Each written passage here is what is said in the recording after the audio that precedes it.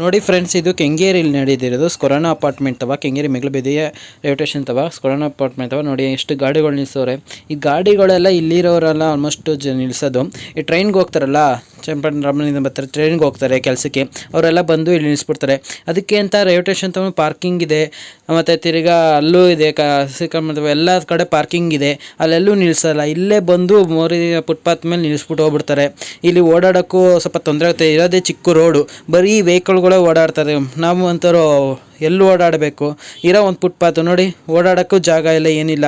ಗಾಡಿಗಳು ಹೆಂಗೆ ನಿಲ್ಸವ್ರೆ ಅಂದರೆ ನೋಡಿ, ಬರೀ ಗಾಡಿಗಳೇ ನೋಡ್ತಾ ಇದ್ರೆ ಬರೀ ಗಾಡಿಗಳೇ ನಿಂತಿರ್ತವೆ. ಎಲ್ಲಿ ಓಡಾಡೋದು? ಬರೀ ಓಡಾಡಬೇಕು ಅಷ್ಟೇ. ಇನ್ನು ಮಾಮೂಲಿ ಗಾಡಿಗಳು ಬಂತು ಅಂದರೆ ಅದು ಓಡಾಡೋಕ್ಕೂ ಆಗಲ್ಲ. ಈ ಕಾರ್ಗಳು ಅದು ಇದು ಆ ಕಡೆ ಎರಡು ಕಡೆನೂ ಬರಬೇಕು. ಚಿಕ್ಕದು ಒಂದೇ ಒಂದು ರೋಡು, ಅದರಲ್ಲಿ ಎರಡು ಕಡೆನೂ ಬರ್ತವೆ ಗಾಡಿಗಳು. ಮಾಮೂಲಿ ವಯಸ್ಸಾದವ್ರು ಮಾಮೂಲಿ ಎಲ್ಲೇ ಅಂತ ಓಡಾಡೋ ಇರೋ ಫುಟ್ಪಾತ್ ಅದನ್ನೇ ನೆಟ್ಟಿಗೆ ನಮ್ಮವ್ರು ಬಿಡಲ್ಲ, ಕೇಳೋರಿಲ್ಲ ಅಂದ್ಬಿಟ್ಟು ಬರೀ ನಿಲ್ಲಿಸ್ಬಿಟ್ಟು ಹೋಗ್ತಾನೆ ಇರ್ತಾರೆ. ಅದೇ ಅವ್ರ ಮನೆ ತವ ಮತ್ತು ಅವ್ರ ಜಾಗದಲ್ಲಿ ಆದರೆ ನಿಲ್ಸಕ್ಕೆ ಬಿಡ್ತಾರ? ಈ ಥರ ನಿಲ್ಲಿಸ್ತಾರ? ಯಾರು ನಿಲ್ಸಲ್ಲ, ಯಾರು ಕೇಳೋರಿಲ್ಲ, ಗತಿ ಇಲ್ಲ ಅಂದ್ಬಿಟ್ಟು ನಿಲ್ಲಿಸ್ಬಿಟ್ಟು ಹೋಗ್ತಾ ಇರ್ತಾರೆ ಸೀದಾ. ಮತ್ತು ಇವಾಗ ನಾನಿದ್ದೀನಿ, ನಾನು ಕೇಳ್ತಾ ಇದ್ದೀನಿ, ಇದಕ್ಕೆ ಇವಾಗ ಇದನ್ನೆಲ್ಲ ನಿಲ್ಲಿಸ್ಬೇಕಿದು. ಗಾಡಿಗಳು ಏನಿದೆ ಪಾರ್ಕಿಂಗ್ ಇದೆಯಾ, ಪಾರ್ಕಿಂಗಲ್ಲಿ ಇದು ಮಾಡಿ ಬೇಕಾದರೆ ಆಯಿತಾ. 10 ರೂಪಾಯಿ ತಾನೆ, ಒಂದು 10 ರೂಪಾಯಿ ಹೋದ್ರೆ ಹೋಗ್ಲಿ, ಪಾರ್ಕಿಂಗಲ್ಲಿ ಇದು ಮಾಡಿಬಿಡಿ.